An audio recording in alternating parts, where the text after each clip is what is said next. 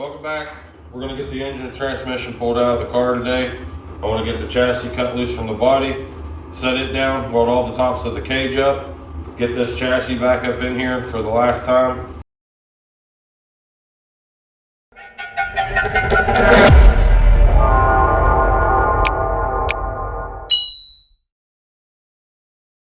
I hope you guys enjoyed the Rat Rod Go-Kart project.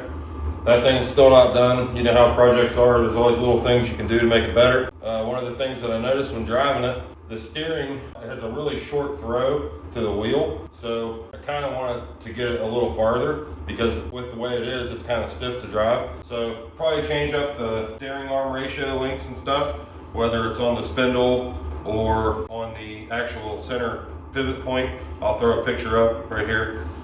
But change the geometry a little bit. Sound professional, like big words. But yeah, in theory, I mean, that's what needs done. It'll give it more throw to the wheel, make it easier to turn. But that thing is a ride. It's a lot of fun, something different. It was a good winter project. Looking forward to getting back on the Vega now. For today, I want to get the engine and transmission pulled back out of the chassis from the mock-up part. I'd like to get the chassis cut loose from the body to drop it down to weld all my tops up, and then we'll get the chassis put back into the body, and honestly it'll be a lot faster to get it off the jig. I want to get this jig out of here because it's just in the way for everything that we're doing and going to be doing. The rear end, I just have, I don't know if you can see it where it's at, but it's just right up underneath of there right now. I'll put a picture up again. I ordered a 4-link low prep, no prep 4-link kit from Tin Soldier Race Cars. That thing's going to be sweet.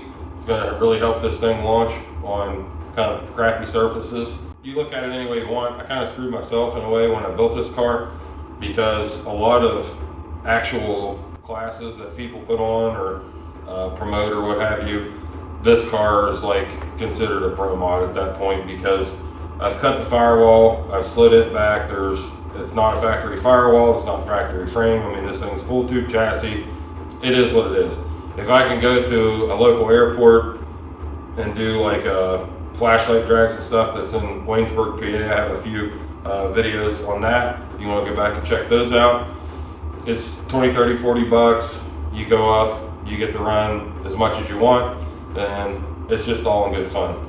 This thing, I will drive it on the street, 100%. I want to enjoy it. Hopefully not getting in any trouble with it.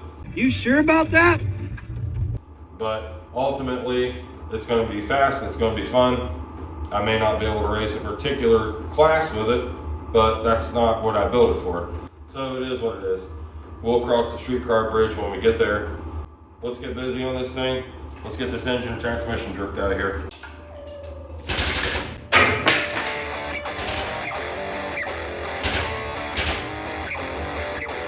You don't have to take all the bolts out, but it does help.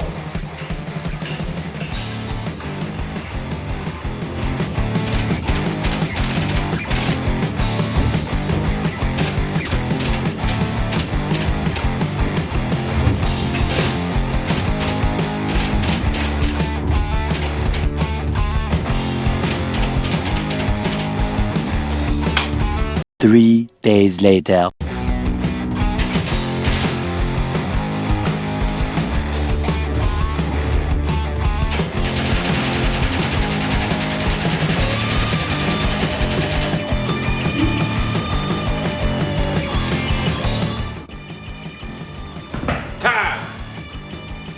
Okay, so the motor mount sucked.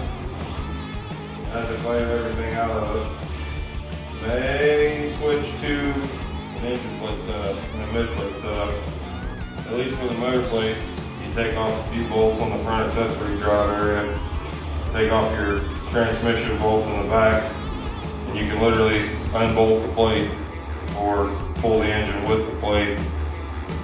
That might be an option. Now, I've got a lot of cutting to do because when I hauled this thing up here to the new house, I welded a lot of braces in it and stuff, so that's it. Went ahead and got it all cut loose, let it down. I didn't turn the camera on. That's not the end of the world. Now, I think what I'm gonna do is probably save you guys the trouble also.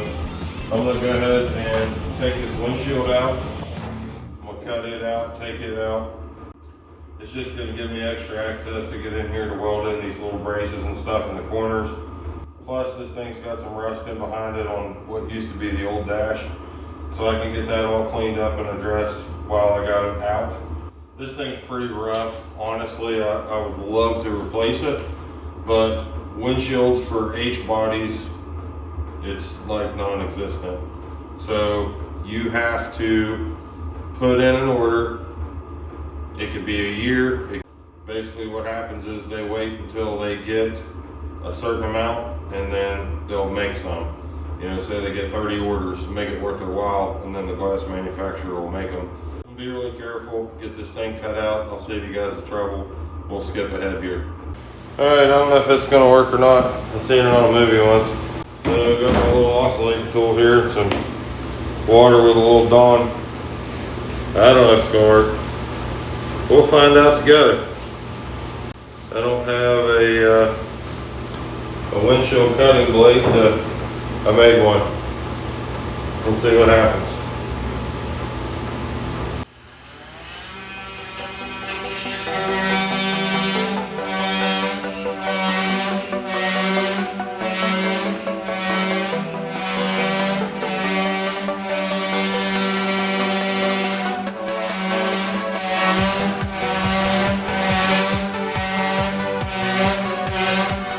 Seems to be working.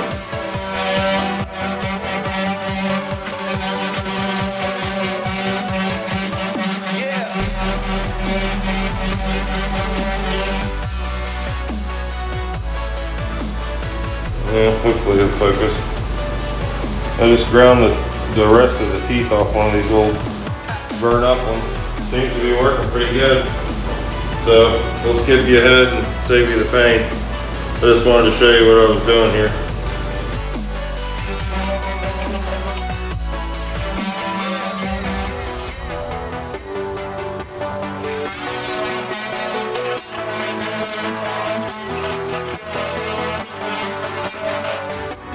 Alright, here's the part where I go to pull it out and I drop it, or crack it in general.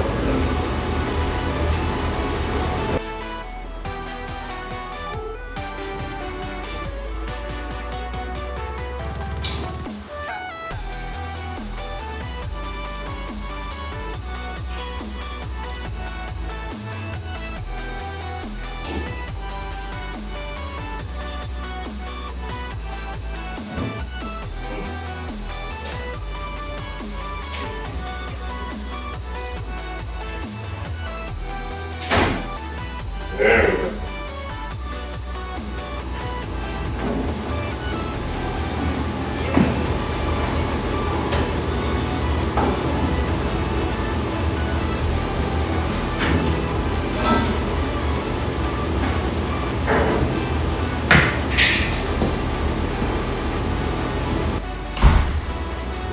Okay. Now, we got a lot of room for activities.